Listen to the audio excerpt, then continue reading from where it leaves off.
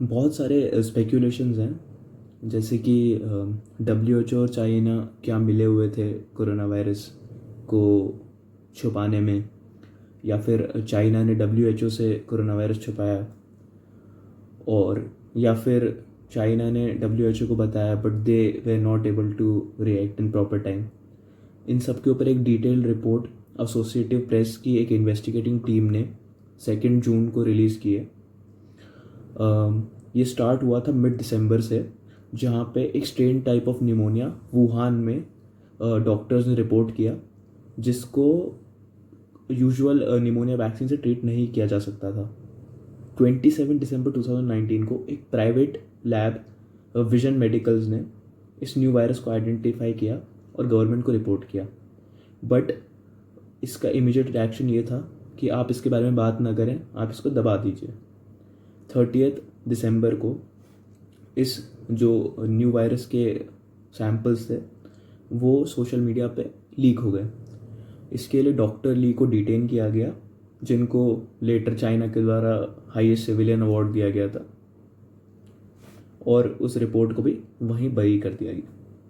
उसके बाद 31 दिसंबर 2019 को WHO को एक ओपन सोर्स से पता चला कि एक नए टाइप का निमोनिया चाइना की वुहान सिटी में फैल रहा है। 1 जनवरी को चाइना ने ये रिपोर्ट किया, पूरे अपने 48 आवर्स जो वो ले सकते थे अंडर इंटरनेशनल लॉ, कि उनको अगर कुछ नए टाइप का वायरस या नए टाइप का कुछ डिजीज़ अपनी कंट्री में होता हुआ दिखता है तो उन्हें वो WHO को रिपोर्ट करना होता है। तो उन्होंने अपने पूरे 48 आवर्स लिए और 1 जनवरी को ये रिपोर्ट किया कि हमारे उधर एक नए टाइप का कोई निमोनिया है, बट उससे कोई नुकसान नहीं हो रहा है, वो काफ़ी कंट्रोलेबल है। ये उन्होंने WHO को समझा दिया। इसके बाद 3 जनवरी को जितने भी कोविड-19 के सैंपल्स प्राइवेट लैब्स ने कलेक्ट किए थे उसको चाइनीज़ गवर्नमेंट ने ऑर्डर किया कि आप इन्हें डिस्ट्रॉय कर दीजिए, या तो आप एक स्पेसिफाइड गवर्नमेंट लैब को जो उन्होंने स्पेसिफाई की थी उसमें भेज दीजिए। और यहाँ तक ये सब कुछ भी जो अभी तक हो रहा है वो WHO को कुछ भी रिपोर्ट नहीं किया गया था चाइना के द्वारा। अब WHO भी ना इन पर ध्यान रख पाई, ना उन्होंने इन पे कोई प्रेशर बनाया कि हमें बताइए इस वायरस के बारे में और या कुछ कीजिए। तो यहाँ पे चाइना की भी गलती दिखाई दे रही है साफ साफ, और WHO की भी गलती साफ साफ दिखाई दे रही है। अब 4 जनवरी को चाइना ने WHO को बताया कि एक वुहान में एक अनयूजुअल सा निमोनिया फैल रहा है, बट उससे किसी की डेथ्स नहीं हो रही, और WHO ने सेम स्टेटमेंट को पब्लिक को बताया। अब 5 जनवरी को एक शंघाई की फेमस साइंटिस्ट हैं, उन्होंने इस वायरस को देखा और कहा कि ये कुछ तरीके से सार्स जैसा नज़र आता है और इसमें human to human transmission possible है, क्योंकि वो सार्स में भी पॉसिबल होता था।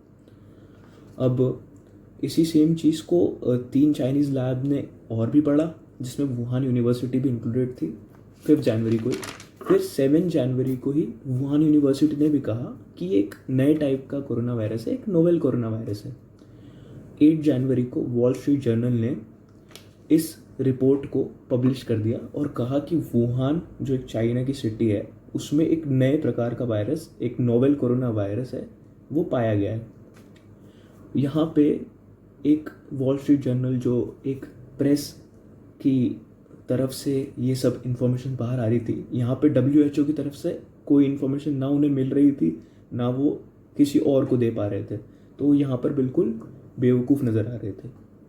अब 8 जनवरी को 5 गवर्नमेंट लैब्स चाइना में और एक थाई लैब कैसे कि एक वुहान से एक लेडी जिसको कोल्ड और शिवरिंग हो रहा था उसको थाई एयरपोर्ट की अथॉरिटीज़ ने रोका, क्योंकि ये रिपोर्ट तब तक काफ़ी फेमस हो चुकी थी कि वुहान में एक वायरस है जो इधर उधर फैल रहा है।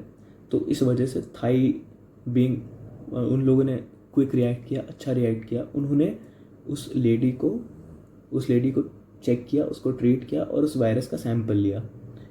अब उस थाई लैब को मिला के और 5 गवर्नमेंट लैब्स जो चाइना में थी उन सब ने इसको स्टडी किया और इसको एक नया कोरोना वायरस या एक नोवेल कोरोना वायरस बता दिया 8 जनवरी को, ठीक है। अब 9 जनवरी को थाई ने कहा कि हम लोग फुली अवेयर नहीं हैं अभी इसके बारे में, तो we would look upon China की रिपोर्ट ऑल्सो। तो अब 11 जनवरी को जो शंघाई वाली लैब के बारे में मैंने आपको बताया था, जिन्होंने 5 जनवरी को बता दिया था कि ये समहाउ सार्स जैसा लिख रहा है, उन्होंने 11 जनवरी को एक रिपोर्ट रिलीज़ की जिसमें कहा कि ये एक नए टाइप का कोरोना वायरस है और ह्यूमन टू ह्यूमन ट्रांसमिशन, इसमें बहुत चांस है कि पॉसिबल होगा। उस लैब को शट कराया गया, but the scientist of that lab, उसने इसे ऑनलाइन डाल दिया इस रिपोर्ट को, और ये ऑनलाइन रिपोर्ट थाई लैब के जो साइंटिस्ट थे उन्होंने पढ़ा और उन्होंने दोनों वायरस को चेक किया तो दोनों सिमिलर थे। इस वजह से जो थाई लैब के डॉक्टर्स थे उन्होंने थाई गवर्नमेंट को इन्फॉर्म किया और थाई गवर्नमेंट ने WHO को इन्फॉर्म किया। तो इसका मतलब है कि चाइना से पहले थाई गवर्नमेंट ने जो वायरस था, नोवेल कोरोना वायरस, उसको रिपोर्ट किया था।